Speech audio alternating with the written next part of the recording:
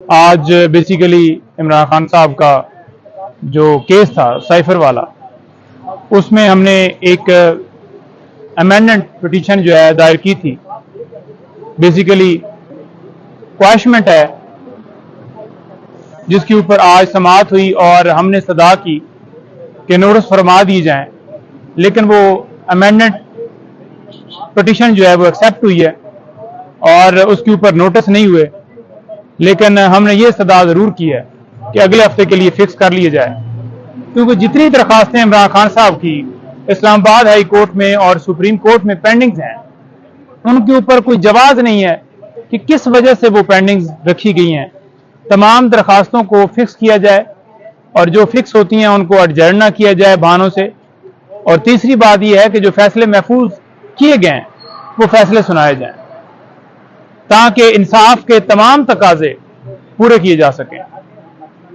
इमरान खान साहब इस वक्त जो है अडयाला जेल में है और हमने मुसलसल अप्रोच की है जेल अथॉरिटी से, लेकिन अभी तक हमें कोई मिलने की इजाजत के हवाले से कोई ग्रीन सिग्नल नहीं मिला।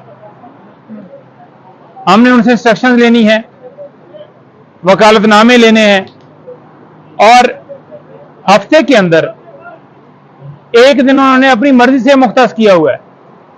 हालांकि ऐसी कोई पाबंदी नहीं है कि आप हफ्ते में एक दिन आए। उसके बावजूद आज हमारा दिन है जुमेरात का, जिसके लिए उन्होंने पहले से फिक्स किया हुआ होता है और हमने उनसे इस्तदा की है, लेकिन अभी तक हमें इजाजत नहीं मिली।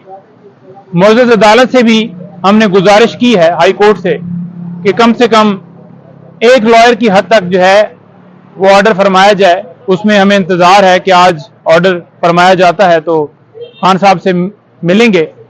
बाकी जो कंडीशंस के हवाले से बातें चल रही हैं ना कि खान साहब को इस क्लास में रखा गया है, यूं किया गया है, वो किया गया है, बात यह है कि पहले तो 2 महीने दरखास्त उसके ऊपर फैसला नहीं हुआ और आज अगर जो ट्रायल है वो चल रहा है तो इसमें वाज़ेह बदनीति नजर आती है कि फौरन फैसला भी दिया गया और शायद जल्दी से इस केस के अंदर कार्रवाई करके सजा देने की तरफ जा रहे हैं। बोगस केस है, झूठा केस है, उसके कंटेंट्स आप सबके सामने वाज़ेह हैं। ऑफिशियल सीक्रेट एक्ट का ये FIR नहीं बनती थी और ये तमाम केसेस जो भी बनाए गए हैं 16 महीनों में उन्होंने पूरी एफर्ट की है कि किसी न किसी मुकदमे में खान साहब को पहले गिरफ्तार किया जाए, जो कि ये नाकाम होते रहे।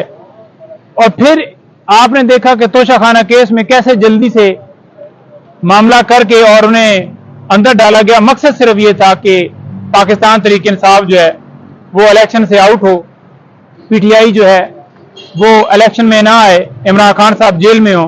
लेकिन ये तमाम मकसद इनके नाकाम होंगे। उसकी वजह क्या है?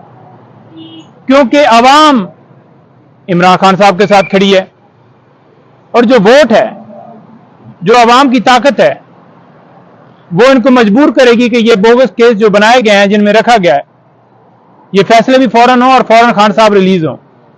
क्योंकि देखें, ये लीगली तौर पर एक केस भी नहीं है ऐसा जिसमें खान साहब को रखा गया है। पॉलिटिकल जंग है और हमेशा खान साहब भी कहते हैं कि ये लीगल से ज्यादा पॉलिटिकल मामलात हैं।